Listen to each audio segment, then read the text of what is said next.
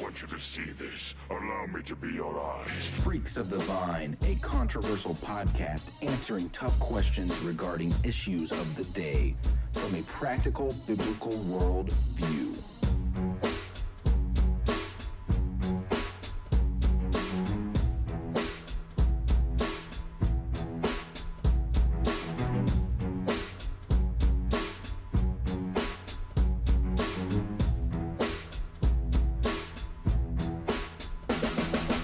Hello everybody, welcome to Freaks of the Vine. This is my friends, the three amigos. Here you go. You know, if you close your eyes, you have no idea you just did that. It's actually kind of good. Yeah. Thank you very much. I really appreciate that. Hello, everybody. Welcome to Freaks of the Vine. I'm Patrick, along with my awesome co-host, Zach. What's up? Hey, Gage. Hello. I like your new soundboard. Thanks. It looks been a little bit of a pain. Well, it looks spiffy over there. It does look nice. It's amazing what you can find now on Amazon. Oh, yeah. Everything. You keep bringing stuff to me. You're like, look what I found on Amazon. Yeah, how do they get flossers and a Warriors Funko bobblehead in the same purchase? Yeah, the bundles they got. Oh, man. Yeah, the Warriors classic movie, which, you know, we named affectionately our baseball team after. Yeah.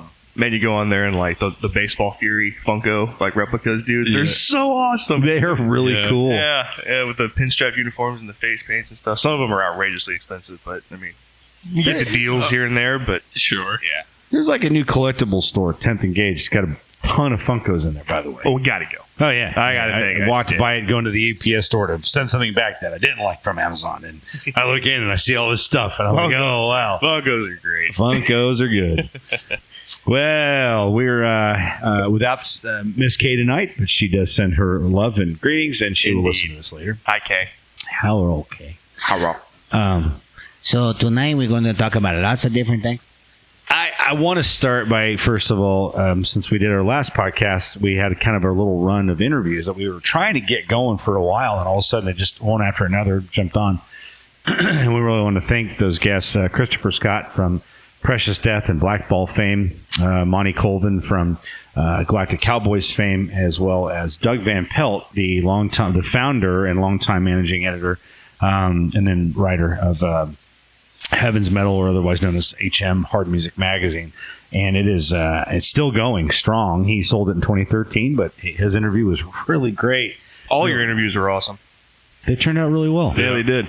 They I don't know about the guy asking the questions, but the people that were being interviewed was pretty. Yeah, the guy hosting is kind of weird. I've learned one thing is to stop saying that's awesome. That's awesome. That's awesome. So I'm remember that time when you're in that one thing? That's awesome. That's awesome. Greatest thing ever that Chris Farley was talking to Paul McCartney. Paul McCartney the and Jeff Beatles. Daniels. And yeah, there's a bunch of them. Remember the time you wrote that song with the guy?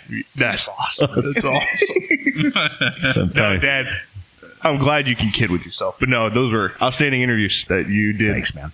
Isolated and by yourself with Gage over there doing all the production work. Yeah. Me just going, all right, I'm going to listen to this when it's up. And Yeah. was thoroughly blessed and enjoyed all of it. So well done. Thank you. Well, I appreciate that. We're chasing others. Mike Lee from Barren Cross. Oh, yeah. Bare Bones. I'm after him. I'm after the guy from lead singer from Detritus, Mark Broomhead, a few other ones I'm working on all the time. And we've had some conversation, maybe the guys from Fear Not at some point. Everybody's busy, you know, and a lot of times they don't know, you know, oh, come on our podcast. Yeah, sure, I'll be right there.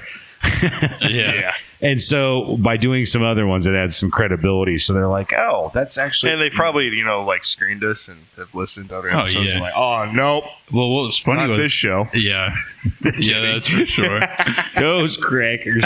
What's funny is, like, once they start the interview and Patrick, like, they realize Patrick actually knows what he's talking about, you can see their face, like, light up. I'm like, oh, shoot, maybe this is more legit than I thought it was. You know? Yeah, this isn't like some just fan going, I really like your music. Yeah, Can you this come is talk to me, really, please. yeah. So you wrote for a magazine? That's awesome. Right, exactly. Yeah, so they have appreciated it. You know, one take...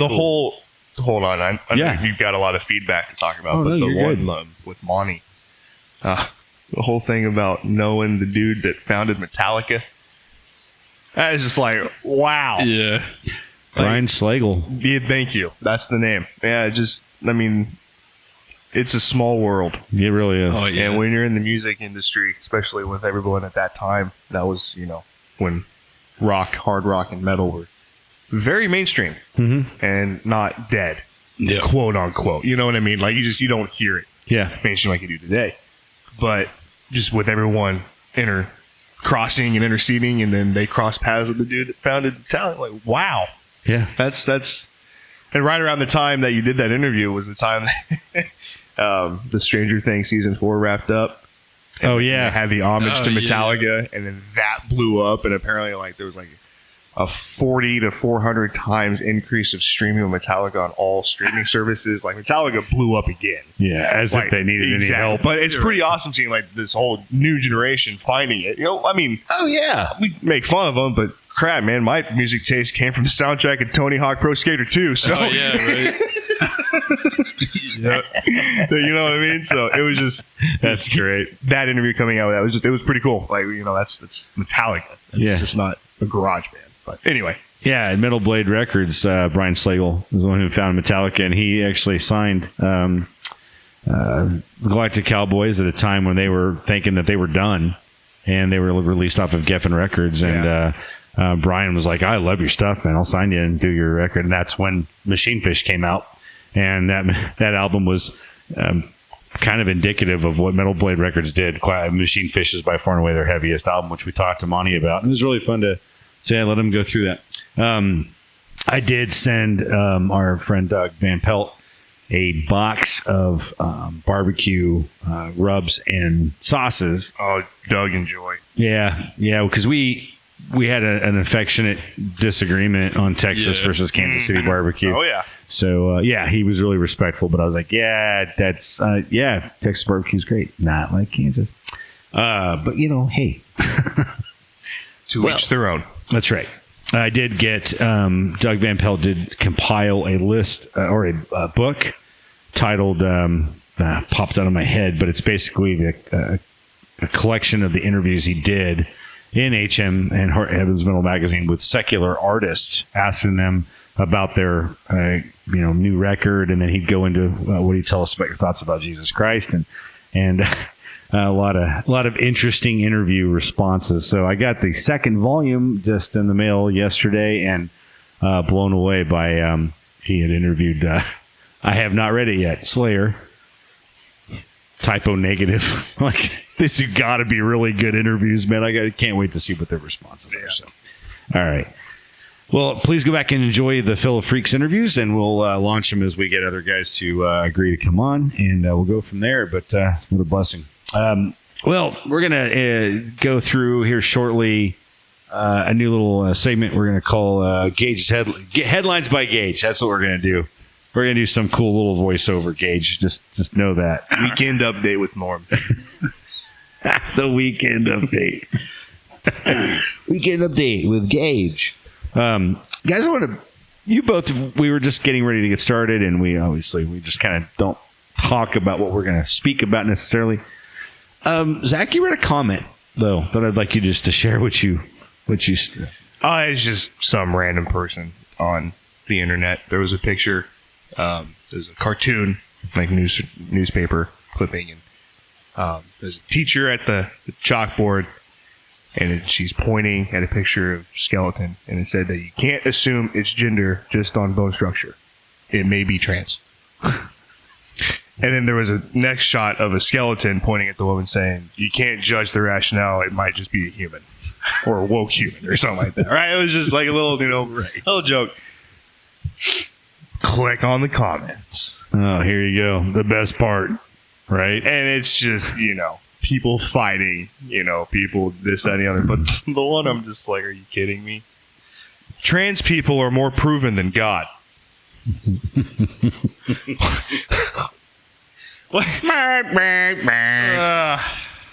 So there's that. You don't even argue with that. There's just that. such a Nimrod statement. That's a very common mentality, unfortunately. Oh, it is.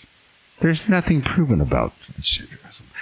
The proven how? Like, proven that it exists? You duh. Yeah, there are, You know, like, you got drag queens walking all over the place. Right. Dudes think they're chicks, chicks and chicks think they're dudes. Like, yeah, that's the world we live in. You know, it's always been a factor, though. You know, watch Shallow Hal. You know, Jason Alexander has a tail. yeah, with the really, you know, you just have to watch the movie. But the hostess is a transvestite, and it's obvious. You know, like they exist, obviously. Like, do you want me to prove the existence of God with the drag queens that you see walking on the sidewalk? Like, what are you getting at here? Yeah. What's your basis for your There's no credibility in your argument. What is your basis for even making that What's the statement? mindset? Like, yeah. I started to watch What is a Woman today by the Daily Wire with Matt Walsh. Excellent.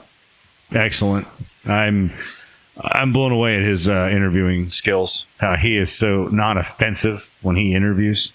But the questions that just people don't want to answer, you know, these questions that are being posed to them.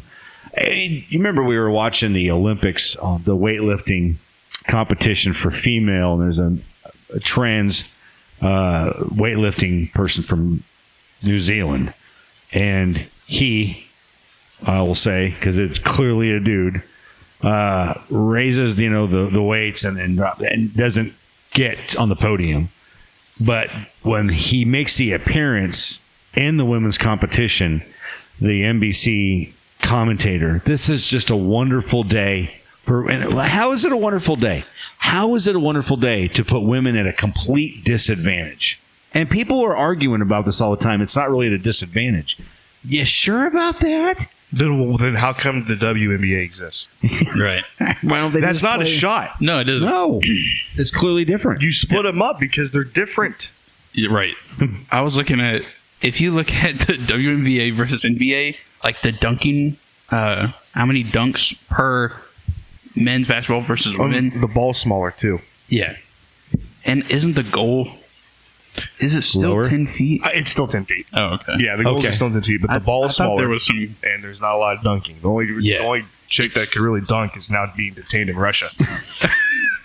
On weed charges. Yeah. For drug smuggling across international lines. in Russian And now we're actually bartering a Russian prisoner for her and another American. Yeah. You seen this? Yeah. Yeah, it's like we're gonna do an old switcheroo. Anyway, but no, there's a huge difference. It's staggering. Yeah. Yeah. Do you think if she gets and where are all the women supporting the WNBA? Yeah. Right. Yeah. Seriously, Yeah. it's not misogyny that the WNBA has failed. No. It's not. No.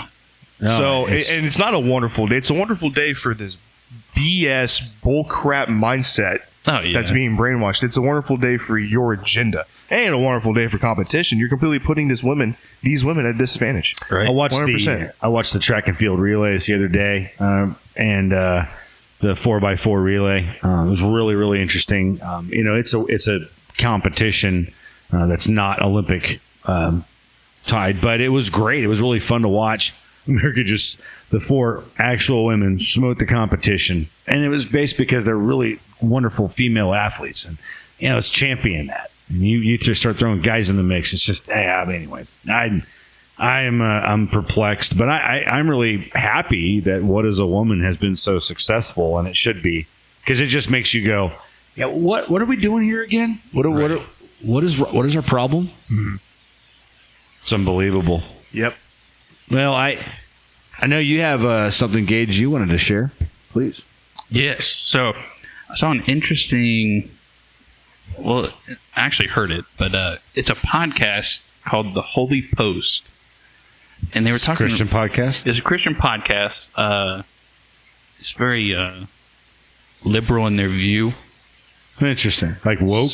Yes, Christian and very- liberal. Yeah, I know. It's so weird to say. But anyways, But, man, it exists. it's everywhere. Yep. It's everywhere. But they were talking about how uncomfortable it makes people when they talk about the resurrection of Christ. And they were talking about how Christ was disabled based on, he had the holes in his hands or the wrist scars, right? They said hands, but anyways. That's why I said that. Yeah, you know why it wasn't in the hands, right? Because the flesh would tear. You would, True. rip Yeah. your hand in half, so you had to nail them in the wrist, Yeah, right in between your bones, Yep. separate. Yep. Exactly. It's horrible. Yeah. But anyways, so we're talking about that being, and the cut on his side, and they were talking about that being a handicap, and saying that he was disabled, and how it's like an empowerment for disabled people. That Christ's resurrected body was, disabled. That makes No sense. it blew my mind. All right. First of all, when you say liberal, a lot of people, first off, everybody thinks you mean politically. The term their thinking. political and conservative is in their explanation and reasonable understanding of any type of topic. So if you're liberal, you're kind of out there. When it comes to theology, when you're liberal with your theology, you're open to argumentation that has already been spoken about and ironed I'll out. break it down here. Please. When you're spreading out grass seed, the instructions either say to spread it liberally or to spread it conservatively. Yep. Exactly. Boom. There you go. Now apply that mindset to everything else that we're going to talk about from here on forth. Yeah. Political drive. It's not Anyway. Exactly. So that's really playing fast and loose with Absolutely. the truth of Christ. That's like getting a bunch of just stoners together and like firing up 17 strands at the same time and going, what do you think of this, man? Yeah, when you read this, ain't it crazy? Because What if this meant handicaps right. for the disabled man? Half baked Like, too. What in the world is your... God style. Where's your mind I know. process? My Like, thing is, they didn't talk about it in the podcast, but when it comes to like us receiving our resurrected bodies, it says new bodies, right? And so they were like, I think the question that would come up after is, okay, so is it not a new body? Is it all our handicaps still there and stuff like that? But that's not what the scripture says. Okay, first of all, the shellacking and beating that he took, the scourging for that, first of all, rendered him unrecognizable. I guess that would be a... there's a very... Oh, I need to find it for you guys. But there's like a very in-depth investigation into the physical harm of which Christ's human body took. Be good. And the artist's visual representation of what it happens when you're scourged. Staggering. Your rib cage is seen through your back. Yep. Oh, You're completely stripped, Dude, hurt seriously? flesh from your back. Your insides are exposed from your back. oh man.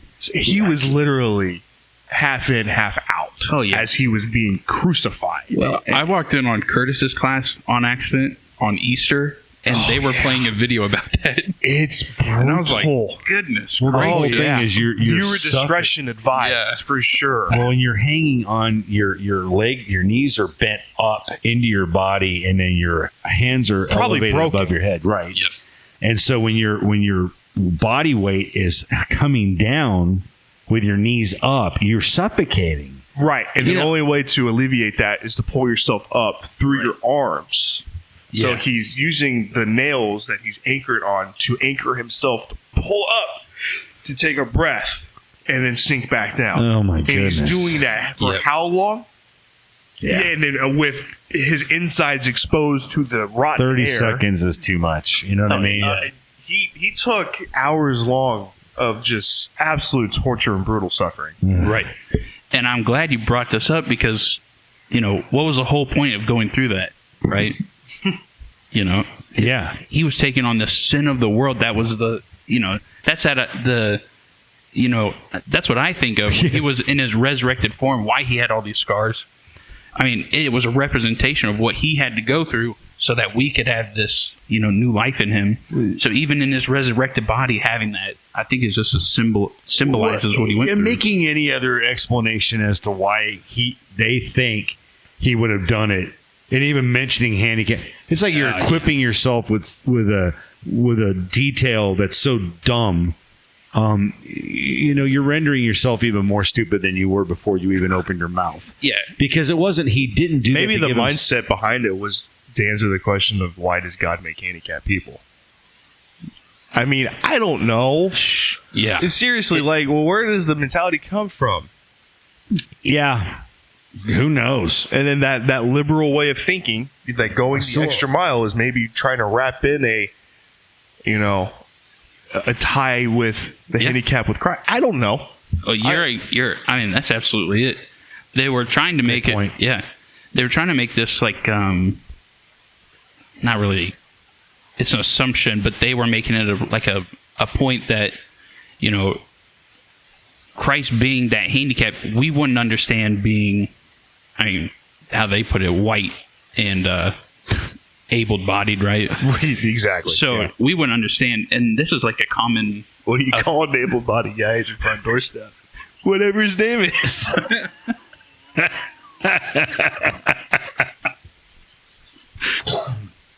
Yeah, precisely. Oh my goodness. Well, okay. So yeah, this is the discerning factor of sifting through some of this How'd you find debris that this? we. Yeah, Just out of curiosity, bro. I was watching a YouTube video on the channel's Evangelical Dark Web. Oh, Sounds real edgy. yeah, buddy. It's not that deep, but I don't know. I found him one time. You got rabbit holed. Yeah, I did. Yeah. And it was just showed up, and he had like, the first time I watched him, it was like 15 views. The video had been out for a year or something. I was like, let me see what this guy's talking well, about. hey, we've doubled that with most of our podcasts. So that's right on. But yeah, he just was talking about the gospel message. The first one I saw, it was about I can't remember, some pastor and like some criticism he was receiving. I was like, let me listen to this, and he was just like, this mega church pastor is receiving this criticism, and he's just chalking it up to it being like the criticism that this pastor was receiving was like it was a comedy show. And he was just talking about this and the idea of the mega church just playing off feelings. I was like, oh, Okay. that's pretty interesting. And so it just popped up my feed after I subscribed to that one time. And I was like, man, that's pretty interesting. I got to read you guys. I don't often read the Babylon Bee. I know it's very satirical. Satire. It's meant to make you laugh. But I read this. Somebody sent it to me. And it's titled 10 Great Excuses for Not Reading Your Bible. Number 1, they don't want to overdo it. 2, it's not as encouraging as your best life now. Yeah, this is true. Yep. 3, if you take your eye off the hot pocket you're microwaving for 1 second, it might burn. You already watched The Chosen. All right, I don't know. Is it KOROK in Zelda? What is that? What are those called? Korok seeds. Okay, thank you. Number 5 is those 900 Korok seeds in Zelda Breath of the Wild aren't going to collect themselves. 6, you're Donald Trump and don't need forgiveness. 7, you're still recovering from the story of Ehud, which I thought was great. It was in the book of Judges. 8, you misplaced your copy and new ones are so hard to find. 9, the Jordan Peterson lecture on Genesis you watched has you covered. And finally, it's not like the Bible is breathed out by God and profitable for teaching and for reproof, for correction, and for training in righteousness, that the man of God may be complete, equipped for every good work, or anything like that. I thought that was pretty, yeah. It's satire is always a good thing. We kind of need that. Yeah. Speaking of satire, I have a kind of a heavy topic to get to, so It's not really satire. So it's not really satire. So I thought we'd entertain some satire with a new little segment we like to call Gauges. Oh, actually, we're going to do this right. A new little segment called Yo, man, this is Gage's Headlines. All right. So I got a few here. So one of the headlines that I got was so New Jersey family sues funeral home for $50 million, alleging it nearly buried wrong body in mother's casket. What? And I was like, how do you? First of all, how'd they catch it? because they were going to present it as an open casket. I heard about. Wait a minute, that's not my They mom. heard about that. They had an open casket, and when one of the kids walked up and said, "That's not my mom," and they said, "Well, you can't understand what a person looks like when they're alive. Then all the work we've done to make them look better for the open casket." Wow. You're still gonna know it's not your mom. Yeah. That looks like Uncle Tony. Just grab a body. Throw some makeup on it. Call it good. Yeah, but just owning it. I'm so sorry. My bad. The whole concept, though, of we're so terribly sorry for your loss. Yeah. Now over here we have the oak for 14,000. Oh yeah, that it was. Oh yeah, you sure are sorry. You're Right. You're raking it in, man. Oh, dude. Like I've seen these things now where you die, you like put your corpse in a tree pod, and then you plant the pod, and then you become a tree. How awesome is that? Yeah. I want to be a tree when I die. Just don't worry about the casket. Don't worry about. Just put me in the big old like sackcloth, bury me, and then just tree. It's a whole new People can hang out. It's a whole nother the extension to branches. Arbor Day, isn't it? Yeah. Like I'm so done with this whole, like shelling out thousands of dollars for this wooden box that you're going to put in the ground. You never really hear the term. And once you completely, sorry to cut you off, once you completely understand that the soul of a human being is what leaves and what carries on, then that this body is just a body. That's the beautiful part of what absolutely. God does. When you see a dead body, it's because it's nothing. It's soulless. Gone. It's soulless. So What, my grandpa always said to my mom, "I don't want you hanging around when I die because I won't be there." I was like, "Man, that's beautiful." That's a very, very good point. Yeah, I was going to say, there's nothing you've never really hear of a statement that somebody says there are a struggling funeral home. never. No, because the two Yeah, things that that's- are always happening in life are death and taxes. That's why accountants and why funeral homes will always have jobs. Babies are born, and all right. What's another headline, sir? So another one I got was about the new strand of COVID-19. How is the BA.5 COVID-19 variant different from other strains? BA.5. That's what they're calling this one? Yo, you got the badass five. Yeah, That was dude. my nickname playing baseball. That was 5. BA5, yo.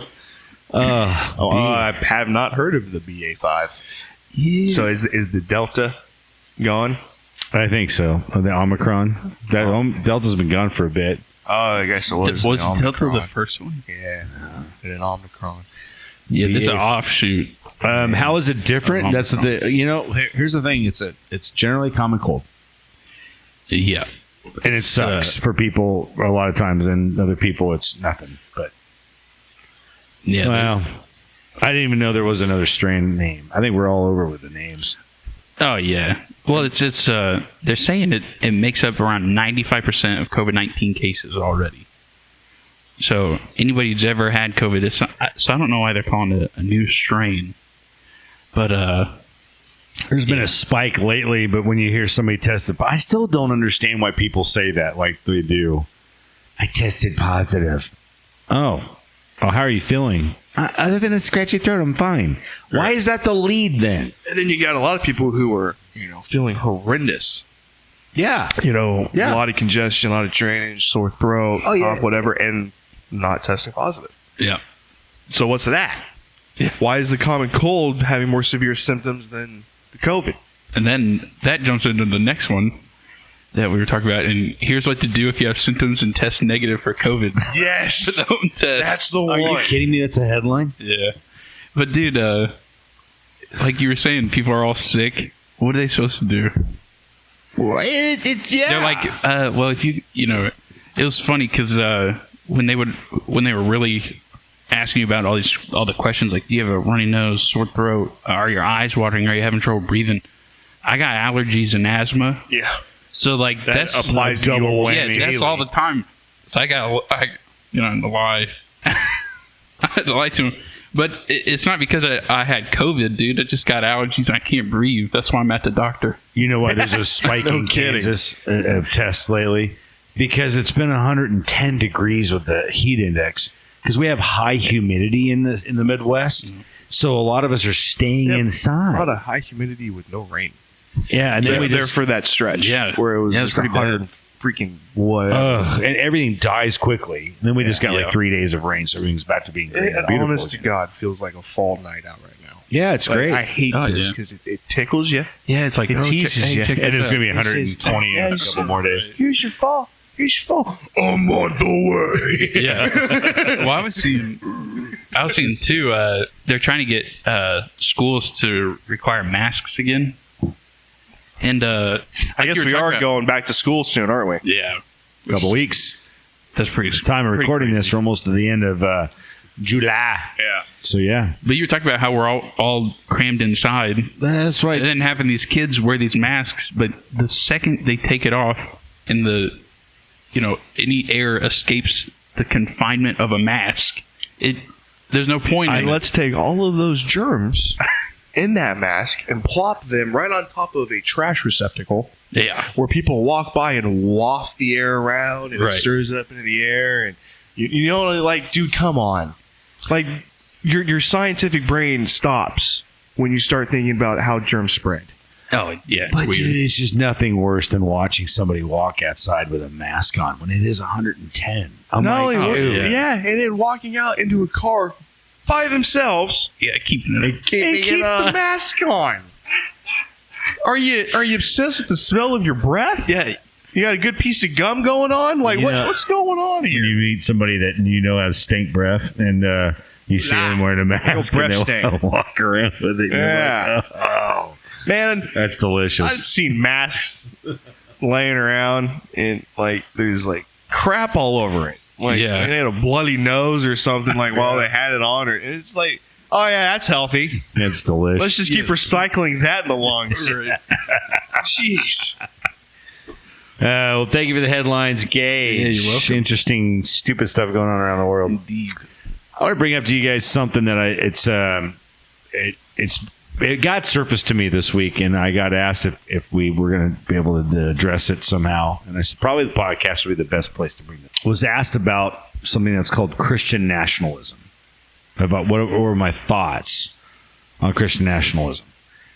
So let me read to you the actual Britannica's explanation of this. Nationalism is an ideology based on the promise that the individual's loyalty and devotion to the nation state surpass other individual or group interests.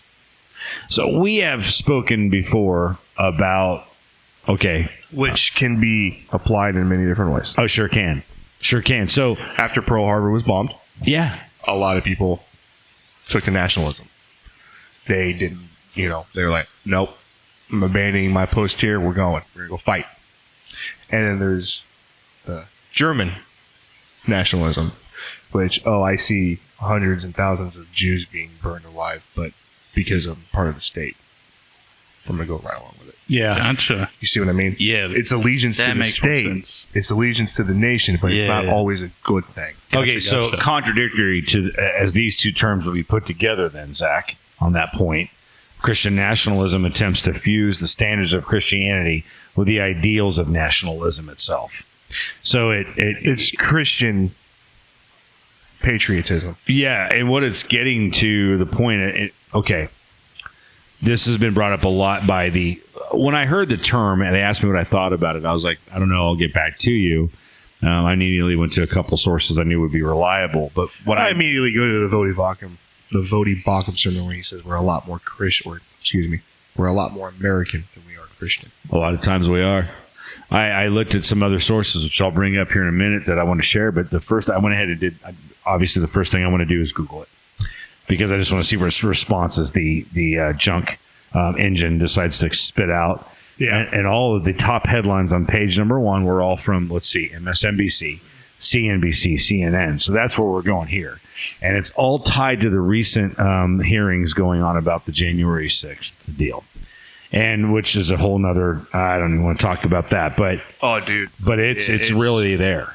I mean, okay, yeah, well, we could talk about it, but I was just saying as far as that we have to. This is where it's coming from. People holding signs out on January 6th, when it doesn't make a difference if BLM, Antifa were there. Doesn't make a difference at all. I'm not for this. I'm not for what happened on January 6th. I don't think any of us are. It's regardless of what our opinions are. You're not for how it got portrayed. No, I'm not saying that because it wasn't nearly as violent. There was definitely violence. Yeah. But that dude that stormed like the common area with, like the Holy Grail of Congress or whatever. There was a clip of the dude in there, and the guy's like, "Yeah, you're kind of like," he's like, "Oh, I know where I'm at. I got nothing for respect for this building right here." And like it's weird because you have first account footage, yeah, and then you have the reports, yeah, and just from the from the reports, you're like, man, this was a violent insurrection and stuff got, and then you're seeing on the inside, and like guys are just walking around from just I try to be a neutral gatherer of factual information. So we should always be. Just right. And the First Amendment, that allows us, the freedom of press to be able to record, Right. Absolutely. The first-hand accounts of those recordings tell a different story than the reports that are coming out. So to that point, Zach, they are showing that footage in the hearing. And apparently it's not quite going the way they thought it was going to go. Not unlike the Rittenhouse trial.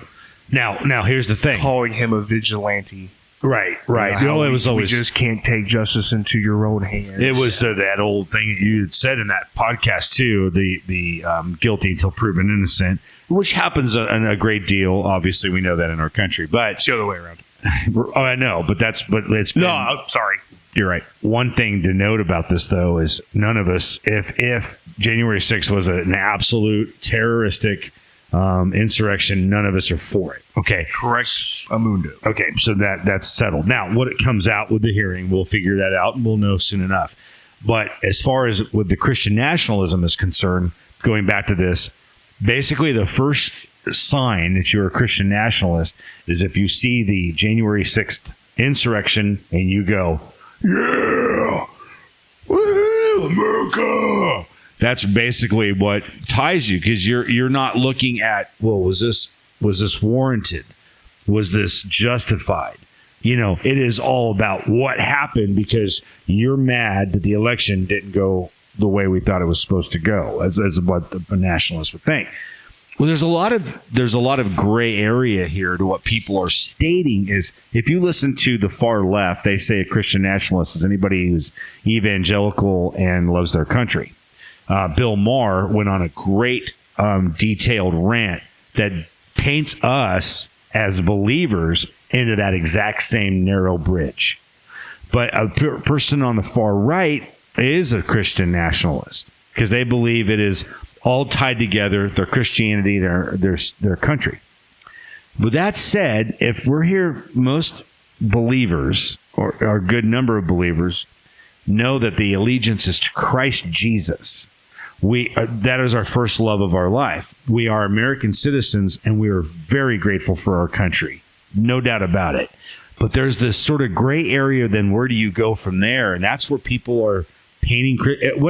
Todd Friel from Wretched Radio did a fantastic detail on this. And I will ask you, Gage, to put that in our description. Sure. And I will encourage you when you're done with this podcast to go listen to it. It's about 10 minutes long, maybe somewhere in there. But he's stating, he's like, we're now being villainized as Christians because we're all going to be part of that religious right. Yep. He's right. I can't even argue with it. And it's scary because I'm thinking, well, hold on a minute, man. That's not what a true evangelical Christian doesn't necessarily think with that way. You know? But that's even in our church. That's where the division lies. Oh. Yep. It's insane. It really is. We're trying to preach and teach and educate and instill knowledge from the true authoritative word of God. Yes. Who doesn't care about your political ideologies one side or the other. Now, it just so happens that the morals and the grounds line up with one more than the other. I'm not saying that it doesn't. And I'm not saying that you can't have your cake and eat it too. But to be that extreme and abandon the compass of the Spirit of God is the problem. Can we just call it out the way we see it? You know, we didn't gain any listeners by being honest and forthright about how we felt about Trump before the last election. I'll look on my friends list on Facebook once in a while, just because, you know, it's there. I'm dwindling. There are people bailing left, right, and center. I don't care. That's not what I'm saying. It's just like, wow, I can't have an opinion? Right. And if it does differ from you, then I can't belong in your circle or in your realm of existence. Okay, fine. Take the trash out by yourself.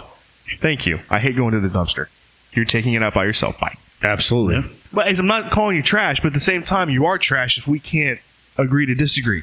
Oh, yeah, exactly. We are people. What happened to that? Yeah. Exactly. What happened to the art of just going, oh, all right, to each their own. We're cool. By the way, this new restaurant opened up down there. Have you tried their tacos? Right. Yeah, it's good. You know what? Like, we're people. We can agree on certain things and other things. We just go. But this whole thing of, he's a Trumper, so he's just this, you know, overzealous right-wing bigot who hates everybody except for the white man and his family. And then you've got the overtly liberal, which is, what if my 8-year-old really does want to be a little baby girl? We'll cut his wee-wee off tomorrow.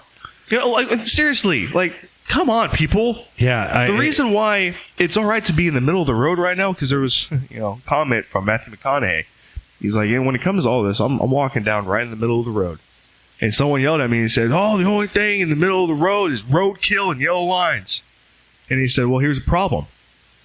You guys are so far on your own lanes, ain't no one in the middle. I ain't worried about getting hit by you right now. Right. Seriously. Oh, yeah. You are so far off to your certain side, it's ridiculous. We didn't pull any punches in talking about this in earlier episodes around the time of the election, and I think we were all stood by it. We didn't want to talk politics, but that's fine. It surfaced. That's what we kept saying, and then it kept surfacing because it was a really crazy time in our country.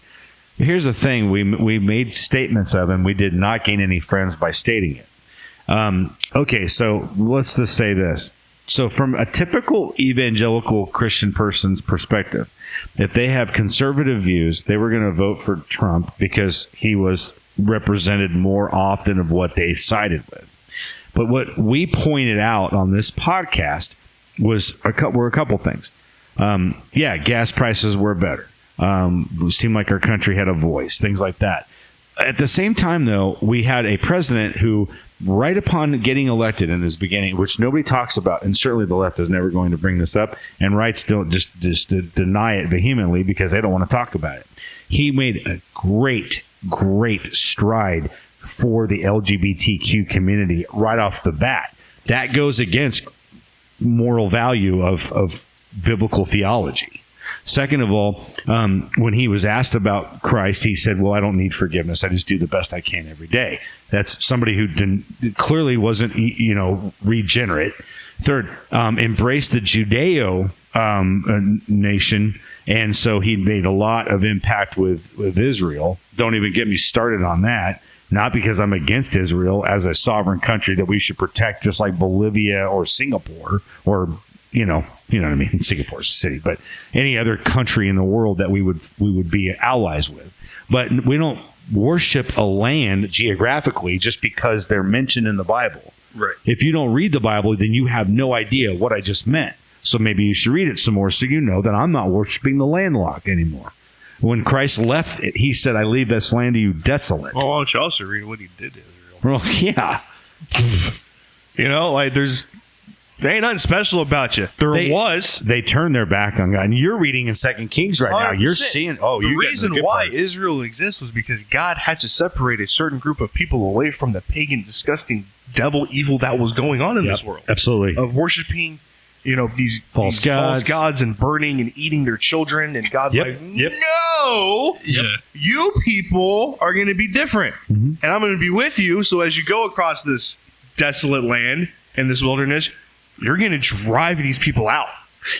Do you remember we talked about this one time, and then you fast forward when Trump moved the embassy in Jerusalem to Jerusalem from Tel Aviv, right? Tel Aviv is where it was, I believe.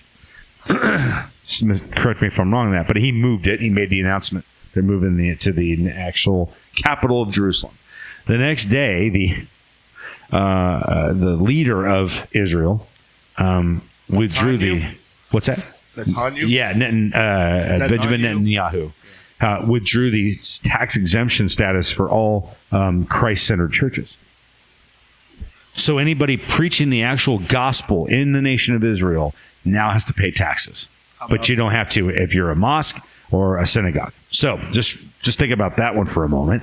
And so the only ones that can be supported are Catholics because they're supported by the national Catholic Church, the Roman Catholic Church out of Italy, and like Mormonism, because that's why Mormon churches exist here, so they can support their cults over other places. So Christian actual biblical teaching was automatically vilified. And so, we don't talk about that part of it with Trump. We mention these things. Immediately, people that are extremely right conservative are like, you don't like him? Not what I said. I'm like, I'm trying to establish, we don't worship the person who's representing a party that you normally have associated yourself with. Well, that's like what Zach was saying. Even if you're in the middle and slightly lean to the right, if you're far right and you look at that and somebody looks at that, they're like, oh, you're left because they're just so far right. Right. Or same with the other side. Yeah. Well, and then equally... Since when did we start worshiping these people like they were I know, that's weird. Well, like Biden. There are people who love this guy so much, they're like, well, at least it's not one guy that that's the mentality. At least it's not Trump. At least it's not Trump. We're still winning. Winning? On what grounds? This guy is literally... He's a puppet. He is a puppet, and he's an embarrassment. And I'm so ashamed. An embarrassment. He is the leader of the free world. Yeah. He is a representative of this nation, of everything that we've gone through, to lead and to be a public figurehead and to be, the right arm of this country. He's a mother flipping joke. Oh, yeah. I'm sorry. He is an absolute just disgrace to that position. Absolutely. He needs to be removed. You showed me that Sky News Australia or whatever. Mm-hmm. I was watching them, and they were talking about how scared they are for us because of how he acts, because... not only do we help other countries, but Australia is one of those, and they're freaking out because if somebody comes to attack them, what are they going to do? Yeah, they're worried about their big brother. I'm not talking about his policies. That's a whole different thing. This man can't even speak. Yeah, he can't even fundamentally conjure a thought in his own brain and articulate a sentence anymore. You guys, and this all started, this whole fundamental flipping of things that we're struggling with our children, with transgenderism and all these things.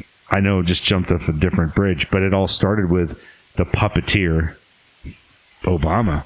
And there was nobody more socialist, more Marxist in our history than Barack Obama. And people don't want to talk about that. Well, right. Yeah. Which I would have voted. So I would have voted for any brother or sister if they represented a true... I was all ready to vote for Herman Cain. Absolutely. Oh, yeah, but Herman got run quickly. Yes, he did. Because he actually stood on principles of morality. And he didn't have the money. Yeah. No. To be able to withstand the attack. When he announced his presidency, Zach and I actually high-fived each other. We're like, we already know who we're voting for. Yeah. And he didn't even get to the primary. No. He was eliminated immediately. Yeah. Herman Cain would have been an amazing president. Absolutely. And it was just, it's sad. It's sad because, we've talked about the Obama thing before. I don't think I'm going to vote for him. What are you, racist? I go to speak. Unbelievable. Yeah. Speak hi, dude. Look around you. I have no room to be a racist. If I was a racist, I would be exiled. Yeah, and not from the adults, from the Lord of the Flies thing that you go through. And you have no ability to have prejudice. I mean, you can not like somebody, but to hate a certain group of people, no. Our favorite pastor at this table is a black man. And Vodi Bakum is the greatest pastor of our generation. Not because he's black that he's our favorite pastor. Yeah. He's a black man who happens to almost perfectly exegete and preach and educate that gospel, which is why He's our he family. just happens to have black skin, and he's a brother, and he was born in South Central. He was not even a spoon-fed. He's not an Uncle Tom. He gets called that all the time. He was born in South Central Los Angeles to a teenage mom. Yeah. In crime infested South Central LA in the late 60s. And so he grew up in the 70s and the early 80s out there. I don't know, man. Watts. You ever heard of Watts riots? Yeah. He was born in the thick of that. Yeah. I'm blown away at, we have to associate and affiliate what we think with how we do. I'll just tell you, since we haven't had a really good president in a long time, and people, when I talk to the older generation, the greatest generation, they don't even disagree. There's been a few along the way. I remember a lot of people really liking Reagan, and I always said he was great too. I was reading a report recently where he was really challenging. It was kind of growing that whole, what's that secret society that everybody talks about all the time? The Freemasons. Oh, yeah. That he really expedited some of that. And I'm like, I don't know the truth of this. But I It's heard the Owl Society that I've heard of before. That's a whole different. Yeah, that's Yeah, but I mean, there are ties to these people yeah. like Reagan and the Bushes, just dressing up and doing their. Yeah, I've seen it. Oh yeah, and there's like factual documented evidence, but that's where you can use that to really tarnish a man's reputation. But then again, that's your own reputation. If you're doing something sketchy like that, then that's But every if time anything was true, and if everybody vote, like no matter what our president was, we should be praying for them and we should honor the presidency. Right. So even though we're not a fan of the current regime, we pray for that man. Look, man, I can you can be an idiot or whatever as long as you know how to lead. Yeah. Like, seriously, man. Like, all the guys, the 101st Airborne knew that Sobel wasn't going to be able to do anything. There's no way this man's going to be able to lead us. He didn't even know how to read a map. And they all criticized Winters because they were thinking he was a Quaker, and the guy gets in there, becomes one of the greatest field generals ever, and they all said they would die to go to war with that man. Has an absolute knack of being able to think and go on the fly. And to say, and not only to save his men, but puts himself in the position where he's the one to be taken out. Winters was an absolute stud, and it's amazing. I want that in my leader. But they hated him at first because they called him a Quaker.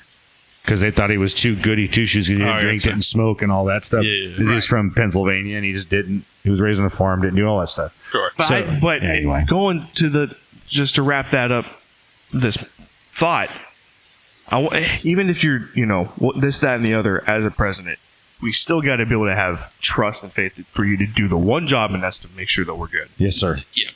And he can't do that. No. And it's funny. All of my friends that voted for him are like, maybe we shouldn't have done this.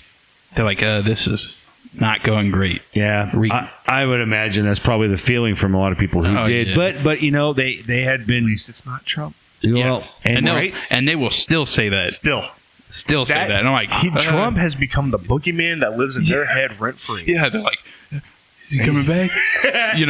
Whatever they have to say, it's always Trump's fault. And I'm like, okay, but Biden's in office now, so not really. I think we even hid away from the fact that we weren't big fans of Donald Trump. I think I have no problem with telling people I voted for him because I wasn't going to vote for the other two. Exactly. But but it all comes down to this Christian nationalism thing. Is you just got to be really careful. I thought, just from the perspective of he's a businessman. Yeah, that's what we thought too. He knows economics. Well, again, when Herman Cain was ostracized, and it was like, who do you vote for? Yeah, he was a businessman, and well, but at the end of the day, where's our allegiance? Is it to the president's? That's the thing. It seems to be that a lot of self-proclaimed Christians, at the end of the day, the allegiance will still float to a flesh and blood human being of a political party. Yep. And as a believer, you have to be very, very careful to not tie yourself to. You can support, you can pray for, you can vote for, you can enact all of your American God-given rights to do that. But your allegiance, who is it? If it's to a person, is it Jesus Christ? Is he the King of Kings in your life? Think about all the disciples were Jewish, with the exception of Paul was too, but later. But all the disciples were Jewish. and they were told to flee the ethnic country that they otherwise knew that was the one land of all time that was set apart by God. One thing that, we know when we read the book of Acts, that there's a dispersion. And when 70 AD happens, all Christians were told to evacuate when they saw the signs, and they did. Go to the hills. And from that point forward, they were to spread the gospel out. The way to get them out to spread the gospel was to get them out of Jerusalem. So they basically had no homeland. They had to all start. We are all refugees in God's eyes. We belong to Him. So, if you live in the United States, you can be thankful for everything you have and the blessings you've been given and all that. And look, man, when I can watch the end of any Band of Brothers or Saving Private Ryan, and I see what those men did for us, and I cry. I feel compelled I feel the pride of what people had done so that I could be free today. That's not what I'm saying. I'm saying is that where's your worship?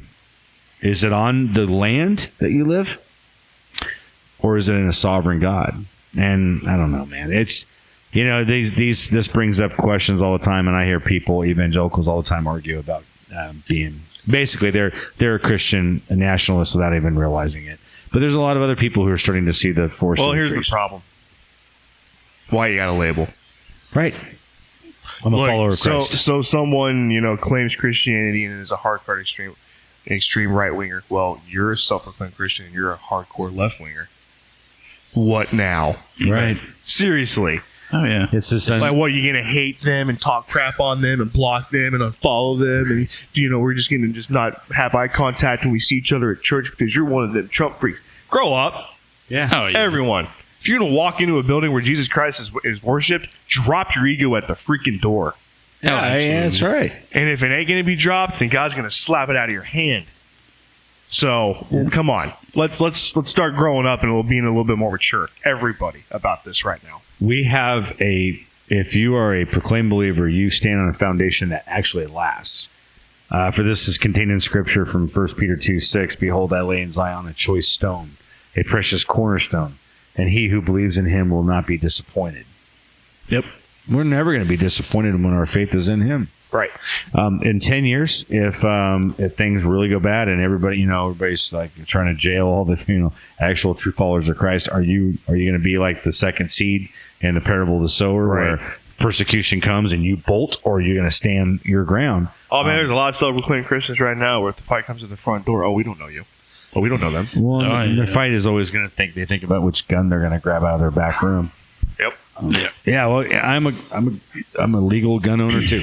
And I have no problem. I have one just because we have the ability and the right to defend. Absolutely. That's the only reason it's there. And that's another, the argument that, sorry, I know we're getting ready to wrap up, but the argument of there's a lot of weapons in this country that are designed to kill. No crap, Sherlock. Yeah. What do you think they're made for? They're supposed to kill you.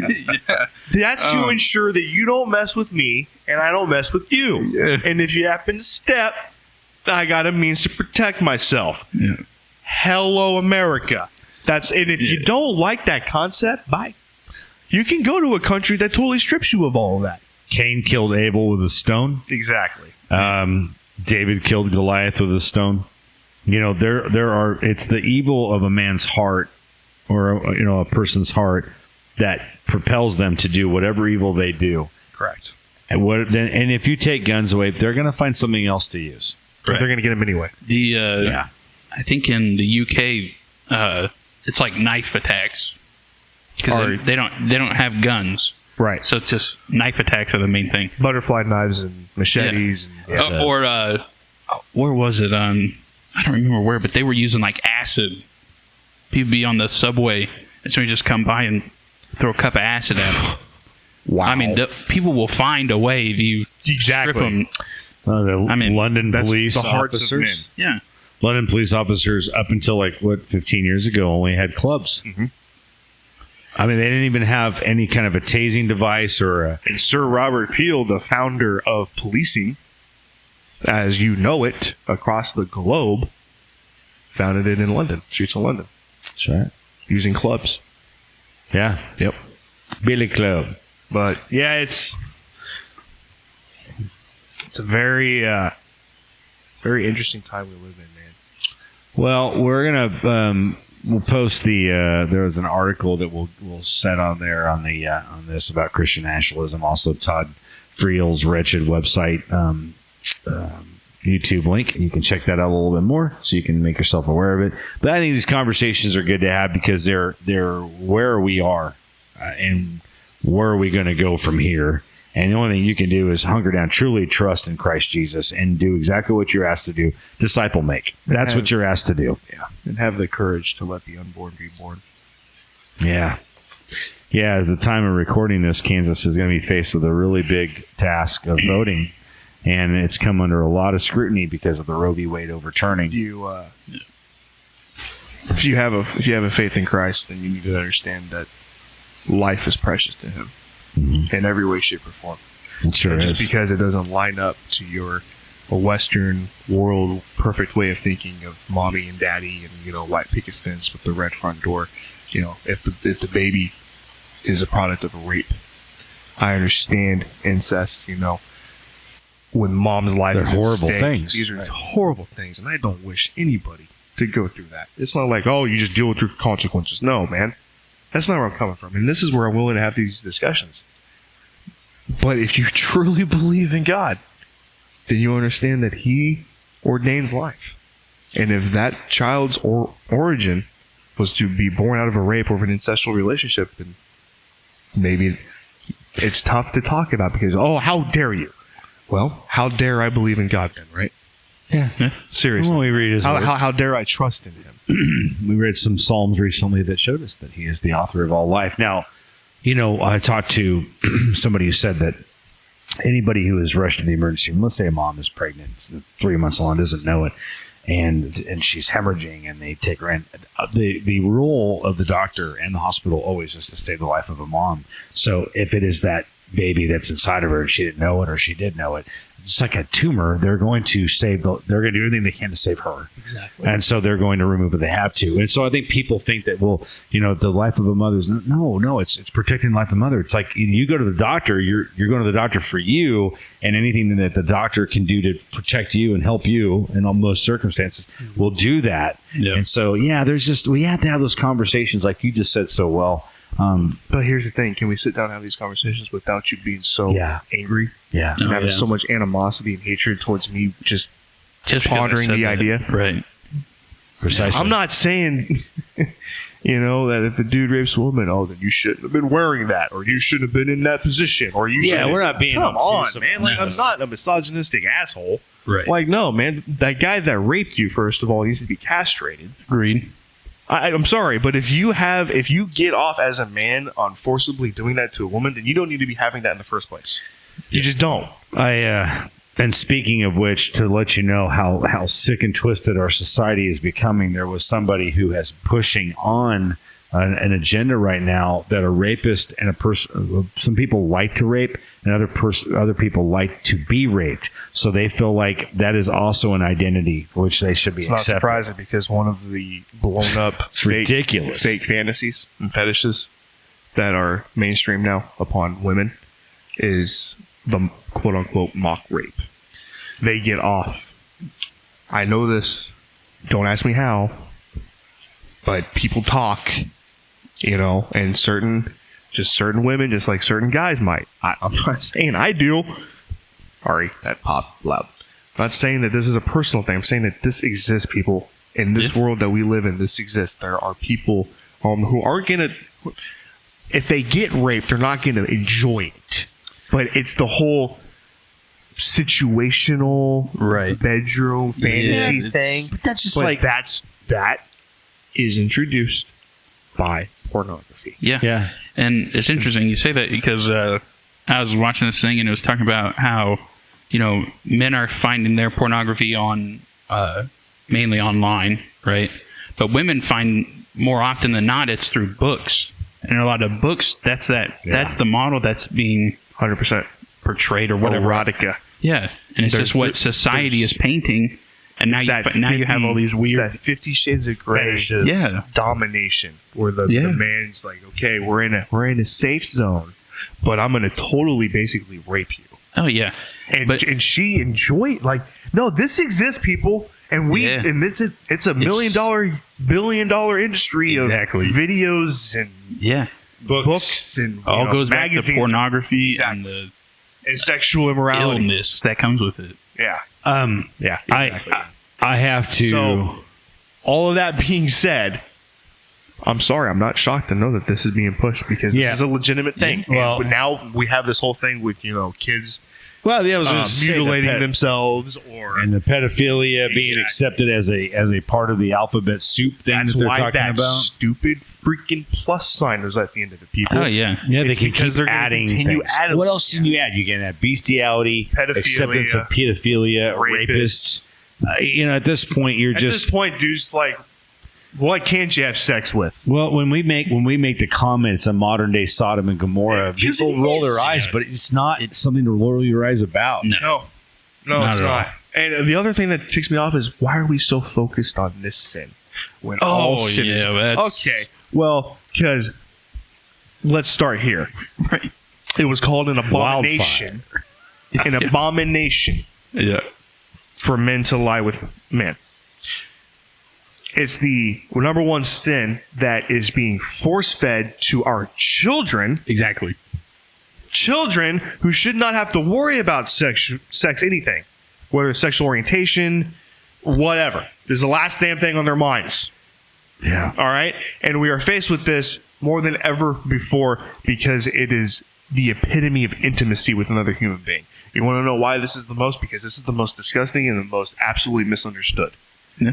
You all need to practice self-control. And you That's need for to sure. close the legs and you need to zip up the fly. Quit Yeah. sticking it and quit allow it to be stuck. Well- Seriously. Yeah, Oh, yeah, yeah, I yeah. agree. Well, that call is right to what needs to be called, and that is a real holding to abstinence.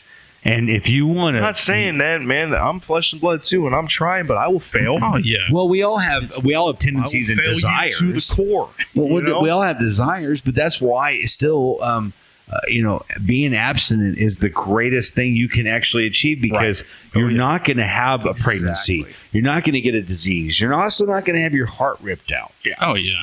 Yeah, No. and you're not. Nobody getting- said it was going to be easy. right. Exactly. Absolutely. We all deal with the same desires and temptations. Ask an and everything. alcoholic if it's easy for them to go into a bar and sit with their friends who are drinking when they haven't had one in 18 months. They're going to tell you it's the hardest thing ever. And I'm not. And we're not You having know? this discussion saying that your homosexual relationship is wrong, but my Whatever. exactly. No. You typing in x.com is your first problem. Right. Right.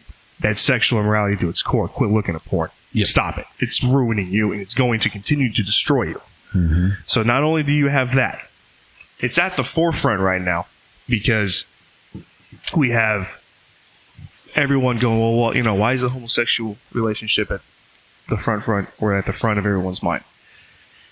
Because it's huge. It's what's being talked about, but I'm not throwing a stone at you without understanding myself that pornography is a problem, that it's watching a man and a woman, whether you want to call it have sex, make love, or whatever. If you're watching somebody else do it, it's wrong. So let's start there. It doesn't matter if it's girl, guy, and it matters even if it's the ordained way of God, man and woman. Right. Yep. Still a problem. Still a sin. Going out as a single guy, going to a bar and looking, to pick up a chick for the one night, still a sin. Yep. The friend with benefits that you don't want to, do anything to continue commitment-wise, still a sin. So don't think that the gay thing is the only thing. No. We are all called to repent. My sin happens to be the sexual temptation of sex with a woman. Mm-hmm. If you have the desire of the same sex, you still need to repent of that like I have to repent of mine. Absolutely. That's the fundamental misunderstanding, is that you think that I'm not having. No. I understand that even having sex with a woman outside the constitution of marriage is still a sin. I get that now. I have completely succumbed myself to his will. Yep. And going, okay, well, if that's the way that you ordained it, then allow me to do it in your way. That's every single person's responsibility. Okay, Exactly. so don't throw that back in my face saying, Yeah. Right. because the gay thing right now goes beyond sexual immorality. It's an abomination. Right. It really is. But, like you were saying earlier, why we keep talking about it is it's because it's being presented to everybody. It's force fed, dude. Yeah. It's like seriously and being you're shoved in seeing your face. schools, the kids, the reason why it's so prominent at a discussion in churches and when you get to talk about, what sin is and sexual immorality, why this is always brought up, it's because we got people coming in and questioning, does your church allow this or, or you get your kids coming in and going, well, I'm confused about who I am or who I love or like, I think I like girls. And it's like, okay, well, this is why we talk about it. Yeah. It's because the people that are coming in here are asking and they're talking about it. For the first time. And that's why it's being addressed. Exactly. It's almost like for the first time in our lives, ever, really, you have a group of kids in school, okay, here's music class, here's sports, Yeah. here's theater. What about the leftovers?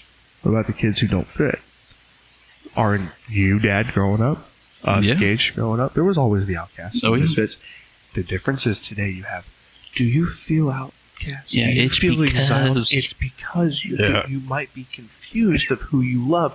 So why don't you come into this village mentality like Patrice Cullors instituted because her daddy disowned her Yep. for being a gay woman.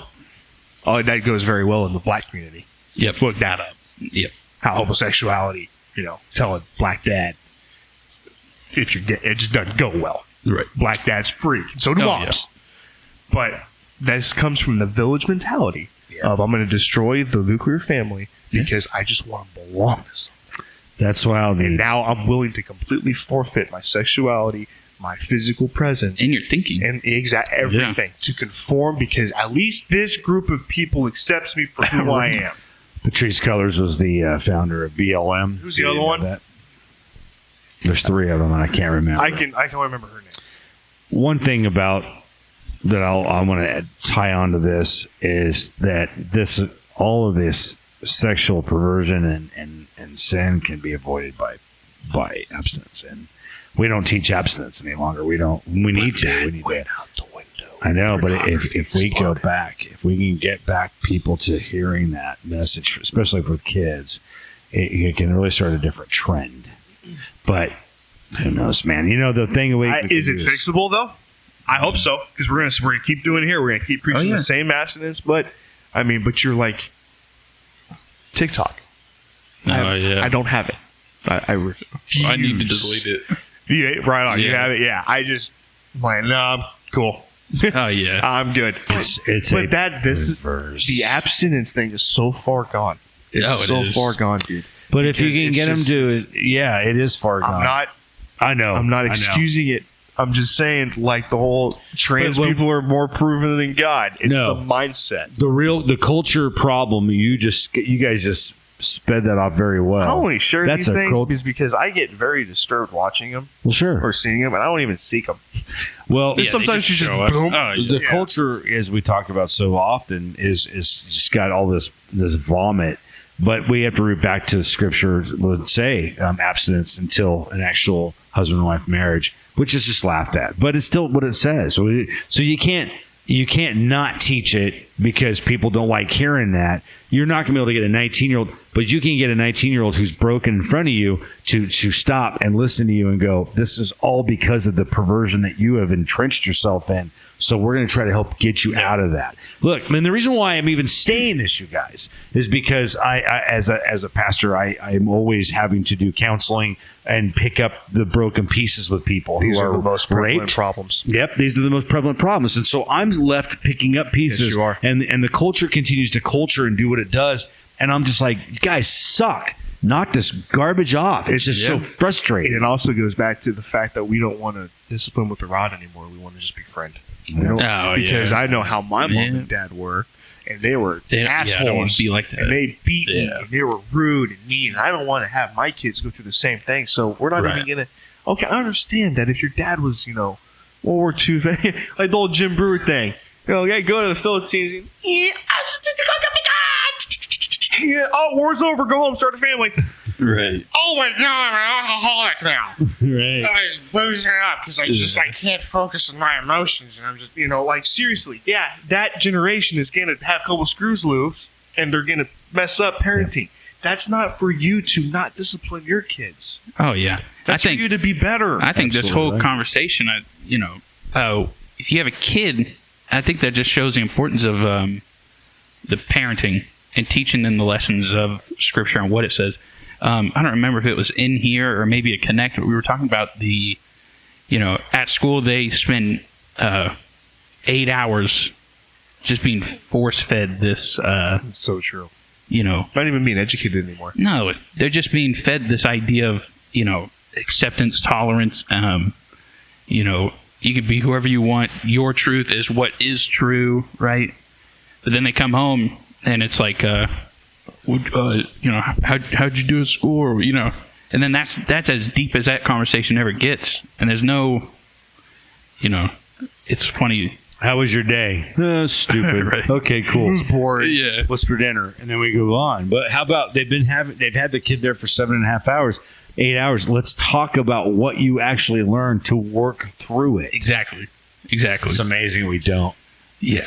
It's just too Well, how messed up is it though? That now, after sending your kids to be educated, you have to re-educate them. Yeah, oh yeah. Oh man. Big Oh yeah. time. That's, My public schools right now, man, are in such shambles. You're seeing mass exoduses of teachers leaving.